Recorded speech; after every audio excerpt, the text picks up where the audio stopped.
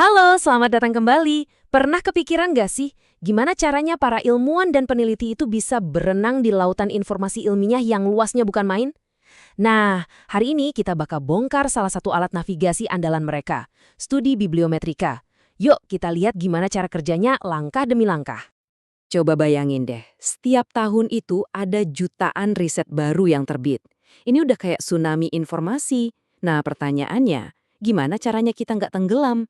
Gimana kita bisa lihat gambaran utuhnya, menemukan koneksi-koneksi yang mungkin nggak kelihatan, atau bahkan memprediksi tren riset di masa depan? Disinilah bibliometrika masuk. Anggap aja ini semacam Google Maps-nya dunia riset. Jadi, dia itu menggunakan data-data publikasi, kayak siapa nulis apa, siapa mengutip siapa, kata kunci apa yang sering muncul, buat menciptakan sebuah peta lanskap keilmuan yang jelas. Ini bukan sulap ya, ini murni sains dan analisis data yang cermat. Oke, sekarang kita mulai masuk ke prosesnya. Sama kayak bangun rumah, yang paling penting itu ya fondasinya. Kalau fondasinya nggak kuat, sebagus apapun analisisnya, hasilnya bisa jadi keliru. Jadi fase awal ini isinya soal perencanaan dan persiapan yang super teliti. Jadi ada 3 langkah krusial di tahap fondasi ini. Pertama, kita harus tahu tujuannya apa. Pertanyaan risetnya harus jelas dan tajam. Kedua, kita kumpulin datanya. Biasanya dari database raksasa kayak Scopus atau Web of Science.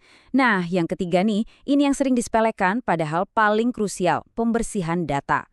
Salah ketik satu huruf aja di nama peneliti, atau ada artikel yang kehitung 2 kali, itu bisa merusak keseluruhan peta. Jadi kebersihan data itu harga mati.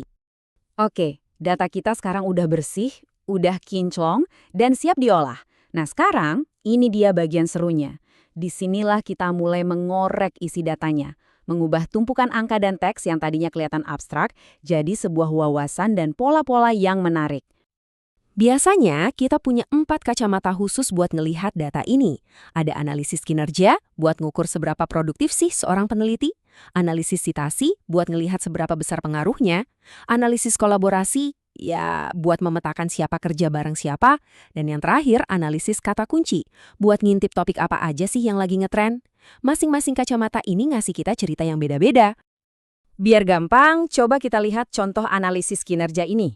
Sekilas peneliti A kelihatan lebih unggul karena jumlah sitasinya lebih banyak. Tapi tunggu dulu, lihat H-indeksnya. Peneliti B justru lebih tinggi. Artinya apa? Artinya H-indeks itu ngasih gambaran yang lebih seimbang. Bukan cuma soal popularitas sesaat, tapi juga soal konsistensi dampak dari karya-karyanya. Keren kan? Dan sekarang kita sampai di bagian favorit saya, yaitu visualisasi. Semua analisis angka yang tadi kelihatannya rumit, sekarang kita sulap jadi gambar yang nggak cuma indah, tapi juga penuh informasi. Disinilah angka-angka yang tadinya diam, akhirnya mulai bercerita. Tentu kita nggak gambar manual ya, kita punya senjata andalan yaitu perangkat lunak canggih seperti PhosViewer. Alat-alat inilah yang jadi semacam kuas dan kanvas digitalnya para analis bibliometrika. Dengannya, kita bisa melukis peta pengetahuan yang tadinya nggak terlihat jadi sangat jelas. Salah satu hasilnya itu peta jaringan kayak gini nih, keren ya? Setiap titik ini bisa mewakili seorang peneliti, sebuah universitas, atau bahkan sebuah negara. Lalu garis-garis yang menghubungkannya, itu adalah jalur kolaborasi mereka. Dengan peta ini kita bisa langsung lihat siapa pemain utama di suatu bidang, atau kampus mana yang jadi pusat jaringannya. Ada lagi yang namanya peta tematik. Ini fungsinya udah kayak radar tren.